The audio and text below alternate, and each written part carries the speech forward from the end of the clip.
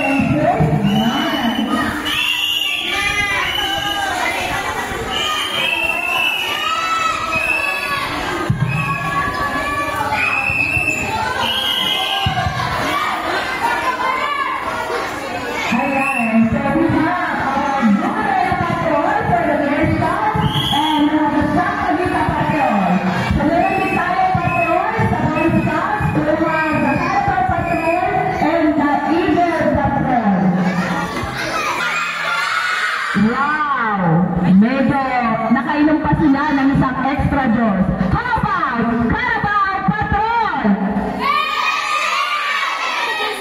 Ay, handa siguro nakainom itigatas, partner. Yes. Okay. Coffee Softers. Isigaw ang laging handa. Ayan, energize na energize sila, partner. Subukan nga din natin ang ating mga Kid Scout, partner. Ang cute nila, itong mga naka-blue. Kid Scout, laging handa. Pakisigaw, 1, 2, 3, go! Mukhang inaantok pa, partner. Kulang ba ang tulog, mga babies? Kung kulang ang tulog, or ginising ni nanay ka rin ng madaling araw. Di ba, partner? Okay, how about the Girl Scouts? Laging handa daw. Magpapahuli ba naman ang mga, ano yun, partner? Mga tweakers natin. Yung mga naka-pink. Ang panyo.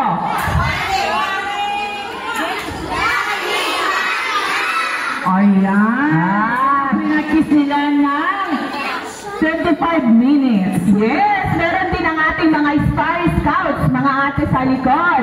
Star Scouts, pakisigaw ang laging handa. Okay, kung talagang laging handa, so nakikisama ang ating panahon kahit may bagyo. So signal number 1 na po tayo. So pakisigaw ang laging handa. Wow! So syempre, partner, meron din yung mga troop leaders.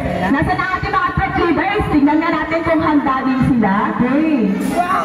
Troop leaders! Handa na ba kayo? Handa! Ayun! Si Sir Melvin inaantok pa yata. Parang si Ma'am Flores. High energy! Naka-volume. Syempre naka-type A. Handa-handa talaga si Ma'am Flor. Okay, kung talagang handa-handa na kayo, so let's begin our program. Being a scout is not an easy task. since you have a lot of duties and responsibilities to perform. However, if you live by the heart, the promises and the laws of being a Scouter, nothing is impossible to do.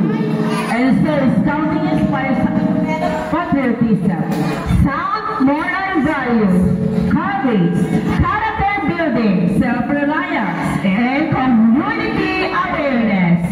So gentlemen and ladies, this is the school-based BSP Camp Oral and GSP Encampment 2025 with the theme, Be Prepared Results for Peace and Sustainable Development Goals.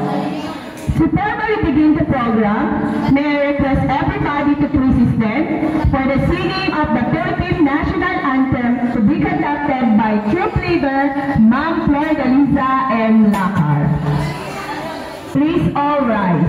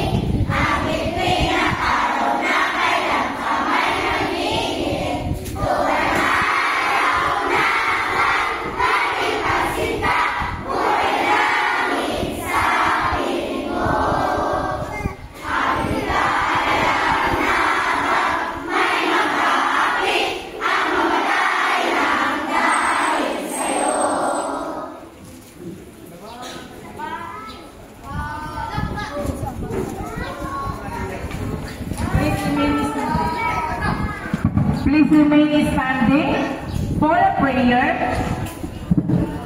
as we invoke the presence of our Almighty Father to be led by us by troop leader Diana T. Lacar. Manalili tayong nakatayo at angin ang presensya ng Panginoon. Aming mapagmahal na Diyos, maraming salamat po sa panibagong araw at sa pagkakataong muli na kami ay magtipon-tipon para sa gawain ito. Salamat sa biyaya ng buhay, sa kalakasan at sa pagkakaisang bumabalot sa aming lahat ngayon. Naway ang programang ito ay maging daan upang kami matuto, magbahigian ng kaalaman at magsama-sama sa layuning may kabutihan. Basbasan niyo po ang bawat isa, bigyan niyo kami ng malinaw na isipan, bukas na puso at masiglang damdamin upang magampanan ng maayos ang aming mga tungkulin. Sa lahat ng aming gagawin, kayo po ang aming maging gabay at inspirasyon. Ang lahat ng ito ay aming inaalay sa dakilang pangalan ni Jesus. Amen. Please be seated. So para maganda po ang flow ng ating program, so lahat po ng mga Boy Scouts, mag-proceed po tayo sa mga bleachers. Iisa lang po ang place ninyo. Same with our Kid and Cub Scouts. Sa kabila po tayo. And we have also the Girl Scouts and Star Scouts. And we have also the Twinklers. Mag-stay po tayo dyan sa my bleacher. Thank you.